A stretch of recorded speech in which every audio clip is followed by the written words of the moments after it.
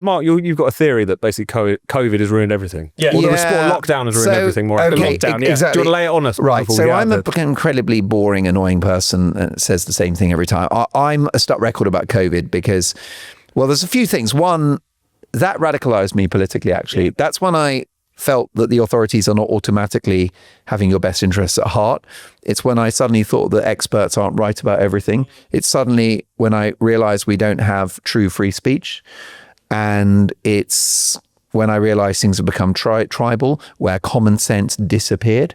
So I'm freaked out about what COVID has done societally, public health wise, and to our body politic and the expert class. So I do a talk show now, Talk TV, Friday, Saturday, Sunday breakfast show. And, you know, I could just spend every day talking still about the legacy of COVID. And the reason being that our economic problems are rooted in the COVID response, not the virus, but how we reacted to it. What are you looking at? Did we add about £1 trillion to the national debt? Yeah. We paid £500 billion to people, healthy people, to stay at home to avoid the virus, yada, yada. You've heard it all before.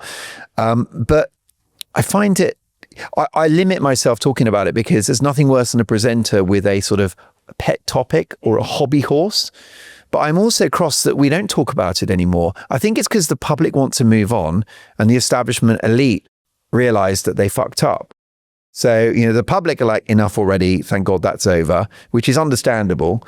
And then if you look at most people in the media and politicians and the corporate class and the public sector, you know, they've all got blood on their hands because what, in my view, we did is overreacted to a very nasty new virus.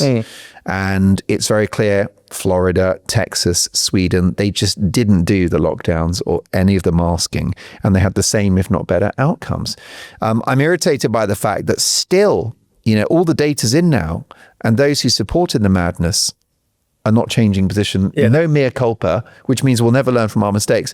But also the political class, you know, why does no one mention COVID, given that it has absolutely destroyed the economy, waiting list of 7 million people, mental health crisis among the young? Yeah.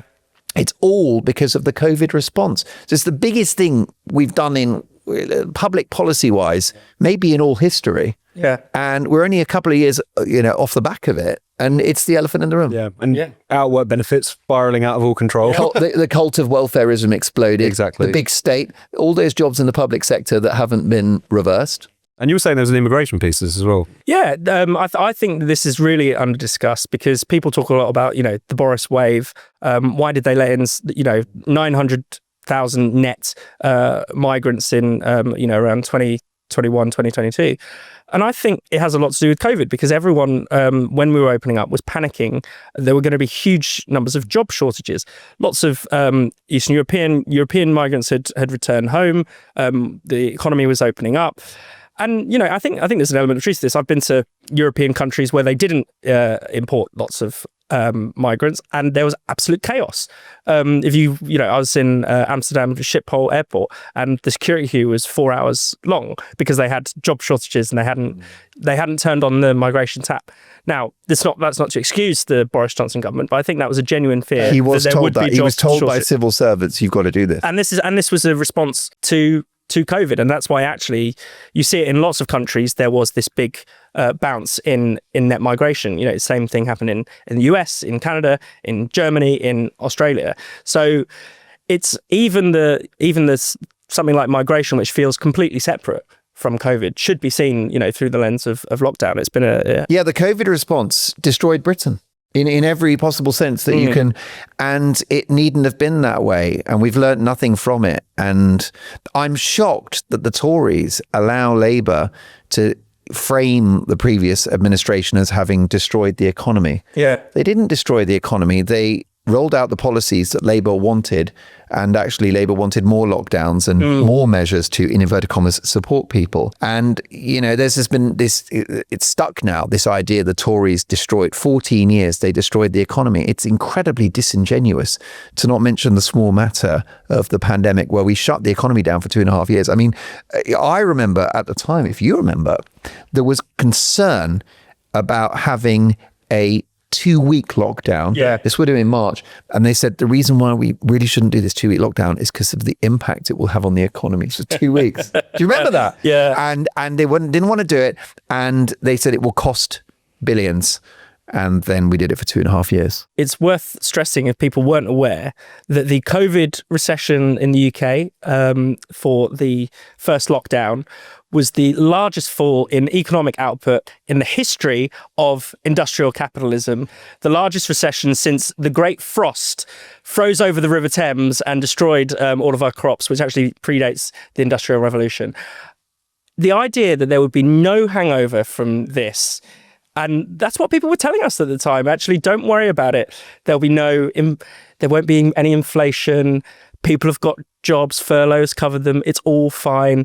Just worry about the virus. Absolute nonsense. And it's infuriating that people have got away with being so blasé about Exactly. And I think, therefore, that's actually given me a template now to call out any bad policies in government. And I think that, for example, the open borders is a bit like COVID, because during COVID, I will say that I'm on record, and you both are as well, and this brilliant newspaper and this show, which is to say, during the lockdowns, we were quoting academics who pointed out that the cure is worse than the disease, that the economic damage will cause a greater loss of life in the long run, because if you make your country poorer, it's less able to take care of its people, and there will be deprivation and yada yada. So I remember at the time, I was working at Talk Radio, and I was working in the city, all these shuttered restaurants, and it felt really, really dystopian, and it was like end of days. And so now, we spoke out at the time and said, you're doing massive damage. There will be inflation because we're printing money. There will be debt, and the servicing of that debt will be very expensive, and that will go away from important things like schools and hospitals. And we called out we were bad people for doing so. Yeah. And it's the same thing with immigration now, which is say no one's against immigration, but just has to be high quality, targeted, and low level, which it always was. And you can just see with the open borders that low skilled workers are coming in. Good luck to them. Like I said earlier, we would all do the same thing, but the country can't afford it. These people, it's been calculated, and this is official government data, that if a low skilled worker comes to the UK, if they live to the age of 90, there will be a net cost to the taxpayer of £1 million. Wow. And that's someone that's legally here. Yeah. Who is coming for the right reasons, but they're going to work in a care home. It's still much more expensive than just to pay care home workers properly. Yeah. But anyway, so I think you've got this situation, like we mentioned Jim Radcliffe earlier, these canaries in the coal mine who are speaking out, who are saying, guys, this doesn't end well. And, it wasn't going to end well with COVID, with money printing and borrowing and closing hospitals and schools. And it didn't. And now open borders isn't going to end well. But again, just like COVID, you're a bad person. Net zero, it makes no sense. Okay. We've got oil on our own shores and we're buying it from Norway. And we need energy supply for national security. Absolutely. It doesn't end well. What a curse it is to be right about everything, eh? No, exactly.